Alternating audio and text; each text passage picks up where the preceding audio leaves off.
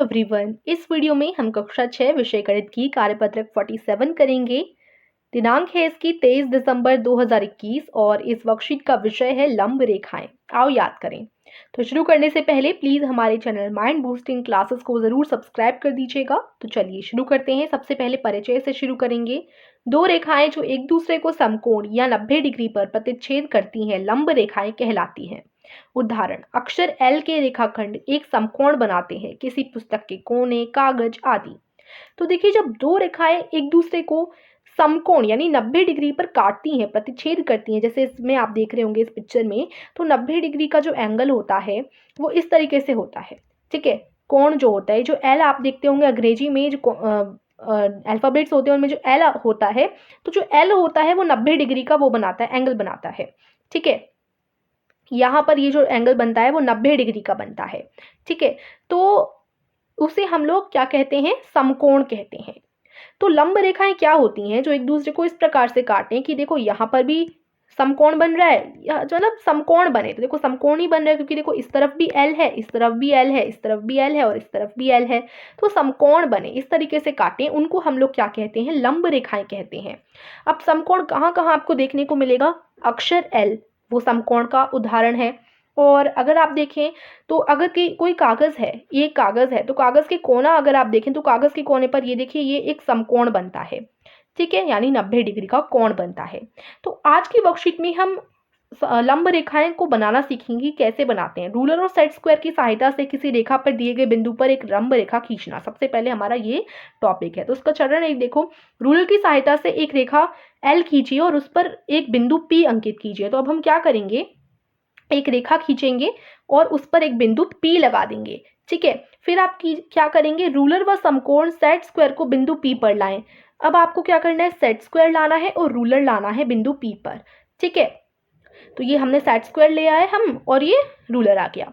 तो set square को हम बिंदु P पर रखेंगे इस तरीके से, और क्या करेंगे? एक पेंसिल की सहायता से इसी तरीके से सीधी लाइन खींच देंगे सेट स्क्वायर की मदद से। ठीक है, सेट स्क्वायर को हमने बिंदु P पर रखा, जैसे आप पिक्चर में देख पा रहे होंगे, और ऐसे एक लाइन खींच दी। ठीक है, लाइन खींचने पर हमें इस तरीके से बन गया। अब देखो, अब क्या करेंगे?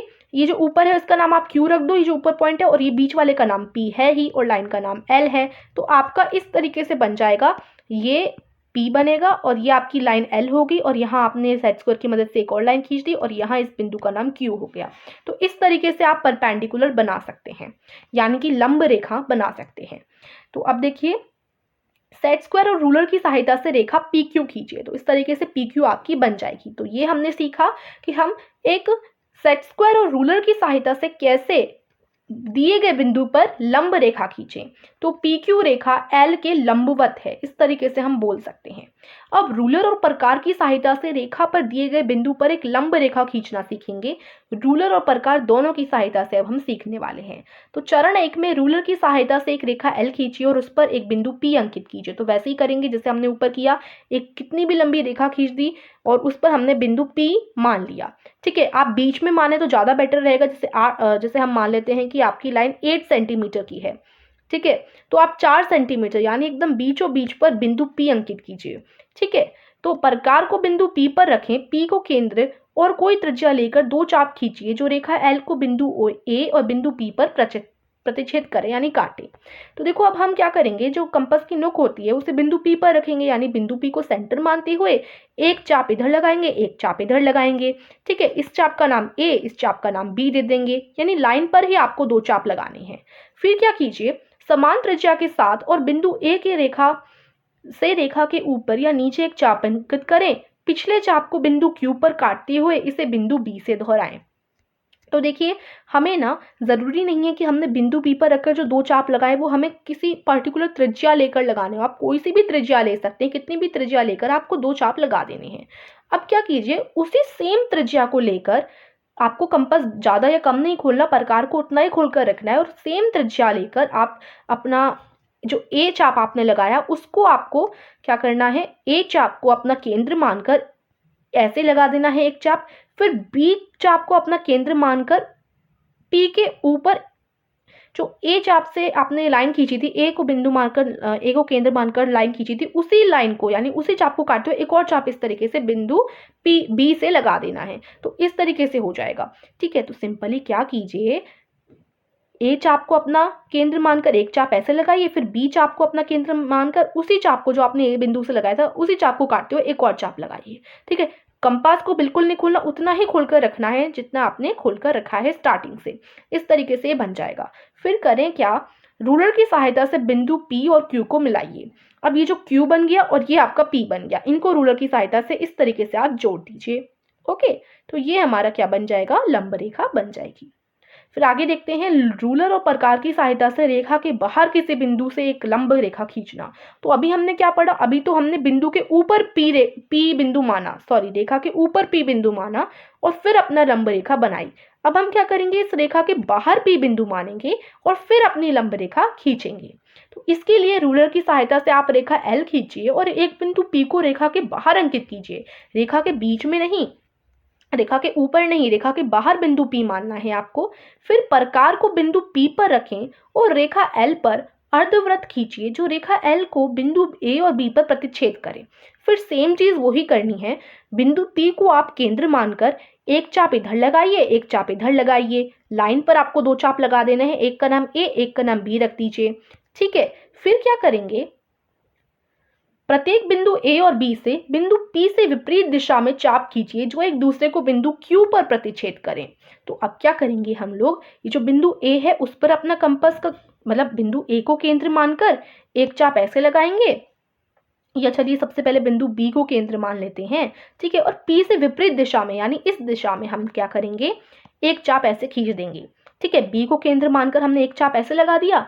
अब हम जाएंगे, अब अपने कंपास को उतना ही खोलकर रखना है, ये हमेशा ध्यान रखिए, अपने कंपास को यानी अपने प्रकार को उतना ही खोलकर रखना है। अब आप जाइए ए पर, ए को केंद्र मानते हुए जो चाप आपने बी को केंद्र मानते हुए लगाया था उसी चाप को काटते हुए एक और चाप ए को केंद्र मानकर आपको लगा देना है ऐसे। ठीक है, फिर इतना हो गया, समझ गए इतना। अब आप क्या कीजिए, रूलर की सहायता से बिंदुओं P और Q को मिलाइए। अब सिंपली क्या करेंगे, जो P था और ये जो Q आपने बनाया इसको रूलर की सहायता से ऐसे मिला देंगे और देखिए 90 डिग्री का हमारा बन गया राइट एंगल। ठीक है, समकोण बन गया। तो इस तरीके से लंब रेखा आप बना सकते हैं। ठीक है, इतना आपने समझ लिया। अब देखिए PQ बिंदु P से रेखा L के लंब रेखा है। हम बोल सकते हैं कि जो बिंदु P है वो रेखा, जो PQ है वो बिंदु P से रेखा L की लंब रेखा है। ठीक है, तो इतना आप लोगों ने समझा आज की वर्कशीट में। सबसे पहले रूलर और प्रकार से बाहर बिंदु मानकर हम लोग लंब रेखा कैसे खींचे, और रूलर और प्रकार की सहायता से जो लाइन है उसके ऊपर बिंदु मानकर हम लोग कैसे रेखा खींचे, लंब रेखा। और एक हमने सीखा सेट स्क्वायर और रूलर की सहायता से कैसे हम लोग लंब रेखा खींच सकते हैं। ठीक है, तो चलिए अब प्रश्नों की तरफ चलते हैं। प्रश्न एक है, 7 सेंटीमीटर का एक रेखाखंड खींचिए, उस पर एक बिंदु R लीजिए, रेखाखंड पर एक लंब MN लीजिए, सॉरी खींचिए जो बिंदु R से गुजरे। तो 7 सेंटीमीटर की हमने रेखाखंड खींच ली, उस पर बिंदु R हमने ले लिया। ठीक है, फिर रेखाखंड पर एक लंब MN खींचिए, M और N हमने मान लिए, और ये जो बिंदु R हमने लिया उससे गुजरने चाहिए वो इस तरीके से, ऐसे आपको करना है। ठीक है, तो आइए इसका उत्तर देखते हैं। तो सबसे पहले हमें 7 सेंटीमीटर की लाइन ड्रॉ कर लेनी है। तो हम सबसे पहले यही करेंगे कि स्केल लेंगे यानी रूलर लेंगे और पेंसिल की सहायता से हम 7 सेंटीमीटर की जो है लाइन ड्रॉ कर देंगे। तो इस तरीके से 7 सेंटीमीटर की लाइन ड्रॉ हो गई। अब हम सिंपली क्या करेंगे, अपना केंद्र लेंगे यानी बिंदु लेंगे, सेंटर लेंगे। सेंटर आप बीच में लें तो ज़्यादा बेटर रहेगा। तो हम देख लेते हैं 7 सेंटीमीटर की लाइन है तो 3.5 इसका सेंटर है। ठीक है, तो हम लाइन इधर, हम जो केंद्र है, हम जो सेंटर है इधर मानेंगे, 3.5 सेंटीमीटर पे मानेंगे, ये देखिए। ठीक है, अब आप क्या करेंगे, इसका नाम आपको क्या देना था, R देना था। क्वेश्चन के अकॉर्डिंग जो केंद्र है यानी जो सेंटर है उसका नाम आपने R दे दिया। अब आप अपना प्रकार यानी कंपास को लाएंगे, कंपास की जो नुक है उसे बीच में रखेंगे और दोनों तरफ जो है एक आर्क आपको लगा देनी है। ठीक है, तो दोनों तरफ हम आर्क लगाएंगे। आप कितना भी खोल सकते हैं इसको, तो मैं इतना ही खोले रखती हूँ और एक आर्क लाइन के इस तरफ लगा देती हूँ, यानी एक चाप इस तरफ लग जाएगा और दूसरा चाप इधर लगा देते हैं। ठीक है, इतना हमें करना है। अब हम लोग क्या करेंगे, इसको हम लोग A नाम दे देंगे, इसको हम लोग B नाम दे देंगे। अब आपको क्या करना है, ये बोला था कि अगर आप परपेंडिकुलर लाइन खींचते हो तो वो आर से पास थ्रू होनी चाहिए, आर से गुजरनी चाहिए वो लंब रेखा जो आप बनाएंगे। तो इसके लिए हम क्या करेंगे, फर्स्ट स्टेप जो हम हमेशा करते हैं वही करेंगे कि बी पर हम लोगों को अपना प्रकार रखना है और एक थोड़ा सा इसे ज़्यादा खोलकर कंपास को आर्क के ऊपर एक आर्क लगा देना है इस तरीके से। ठीक है, अब देखो हमें ना क्या करवाना है, पास करवाना है, यानी ये जो आर है ना बीच में जो हमने केंद्र यानी सेंटर माना है उससे ये लंब रेखा गुजरनी चाहिए। तो हम क्या करेंगे, गुजरनी चाहिए, इसलिए हम नीचे भी एक जो है आर्क लगा देंगे, यानी एक चाप नीचे भी हमें लगाना पड़ेगा। ठीक है, एक चाप हमने नीचे भी लगा दिया, इतना कर लेंगे। फिर आप क्या कीजिए, ए पर लाइए अपना प्रकार, अपना कंपास ए पर लाइए, और जो हमने पहले बी से आर्क लगाए थे, बी से जो चाप लगाए थे उन्हें काटते हुए चाप लगाइए, एक ऊपर की तरफ और एक ए से नीचे की तरफ। ठीक है, इस तरीके से ये हो जाएगा। अब देखो अब आप क्या कीजिए, स्केल की सहायता से इन दोनों को ऐसे जोड़ दीजिए। अब देखो ऐसे जोड़ देंगे ना तो क्या होगा, ये आर से गुजर जाएंगे। ठीक है, तो ये लंब रेखा देखो यहाँ आर से गुजर गई। तो यही हमें क्वेश्चन के मुताबिक करना था, इसलिए हमने ये ऐसे किया, यानी नीचे भी दो चाप और ऊपर भी दो चाप लगाए जिससे वो ऐसे गुजर जाए आर से, लंब रेखा यानी परपेंडिकुलर लाइन। अभी ये प्रश्न पूरा नहीं हुआ है, आपको क्या करना है, ऊपर m नाम दे देना है इसको, नीचे इसको n नाम दे देना है। ठीक है, तो ये नाम देने बहुत इंपॉर्टेंट थे जो क्वेश्चन के मुताबिक आपसे बोले गए थे। तो ये हो जाएगा आपका आंसर।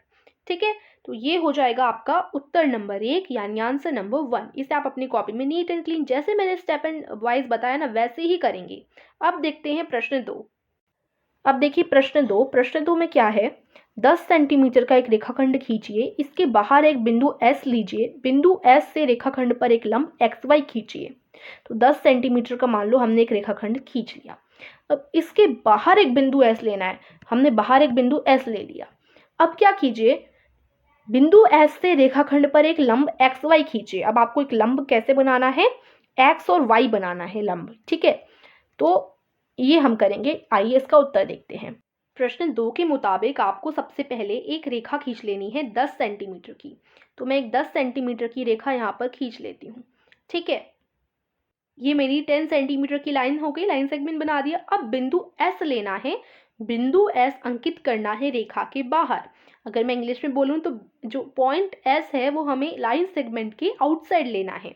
ठीक है, तो हम यहाँ लाइन सेगमेंट के आउटसाइड एक पॉइंट S ले लेते हैं। ये हमने पॉइंट S ले लिया। ओके, अब अपने प्रकार को यानी अपने कंपास को बिंदु S पर रखेंगे और थोड़ा खोल लेंगे, और जैसे हमने दो चाप लगा दिए ना, एक इधर चाप लगाएंगे और एक इस साइड चाप लगाएंगे। ठीक है, दो आर्क लगाने हैं, एक इस साइड और एक इस साइड। ठीक है, जैसे हम नॉर्मली लगाते हैं लाइन पर।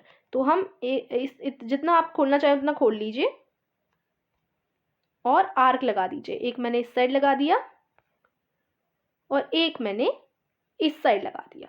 ठीक है, अब इनको आपको नाम दे देना है, इसको आप x दे दो, इसको आप y दे दो। ओके, इतना कर लिया, इजी था।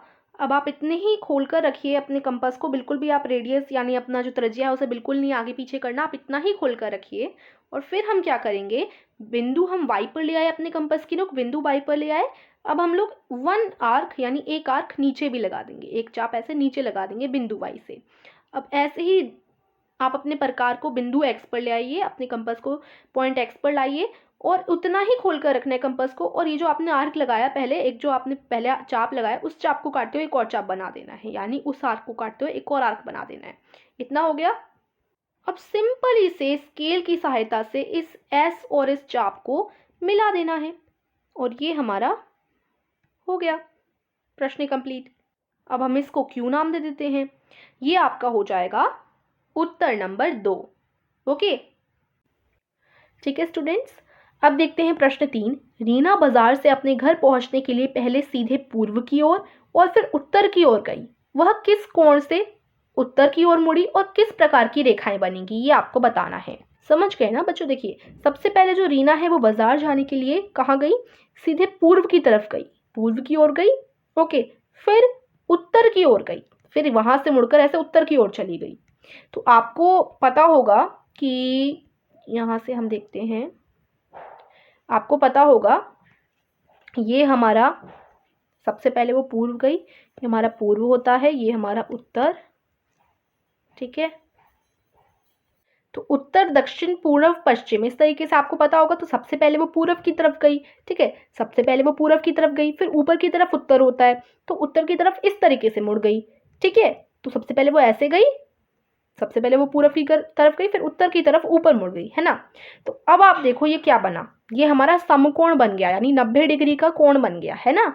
और ये इसको हम अगर हम रेखा की बात करें तो ये हमारी लंब रेखा बन गई, ठीक है। तो 90 डिग्री पर एक दूसरे को काटती हो, लंब रेखा बन गई। और बाकी किस कोण से उत्तर की ओर मुड़ी, वो 90 डिग्री के कोण से उत्तर की ओर मुड़ी। और किस प्रकार की रेखाएं बनी, लंब रेखाएं बनी। तो इसका उत्तर देखते हैं कैसे करेंगे। तो ये होगा आपका उत्तर नंबर 3। इसमें देखिए आप क्या करेंगे, सबसे पहले वो पूर्व की तरफ गई, फिर वो उत्तर की तरफ गई, तो इस तरीके से एक डायग्राम ड्रॉ कर देंगे और ये 90 डिग्री का आप एंगल यहाँ पर दर्शा देंगे, ठीक है।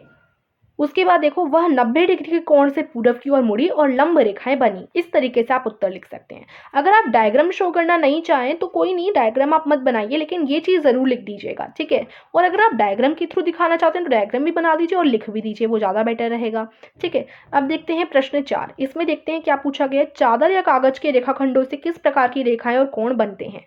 तो चादर या कागज के रेखाखंडों से, तो कोई मान लो ये हमारा एक पेपर है, तो इसके साइड में अगर आप देखें, यहाँ पर देखिए ये कौन सा बन रहा है एंगल आपका, ये कौन सा कोण बन रहा है, 90 डिग्री का कोण बन रहा है। और कौन सी रेखाएं बन रही हैं, लंब रेखाएं बन रही हैं।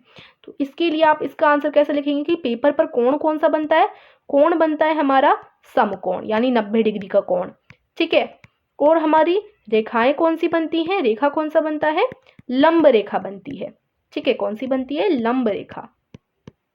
तो ये जो है आपका उत्तर नंबर 4 हो जाएगा। ये आप अपनी कॉपी में लिख दीजिए, ये आपका उत्तर नंबर 4 हो जाएगा। तो इस तरीके से आज की वर्कशीट को आप कंप्लीट करेंगे। आशा करती हूँ आपको समझ आई होगी। तो प्लीज़ इस वीडियो को लाइक कीजिए, चैनल को सब्सक्राइब कर दीजिए। Thank you.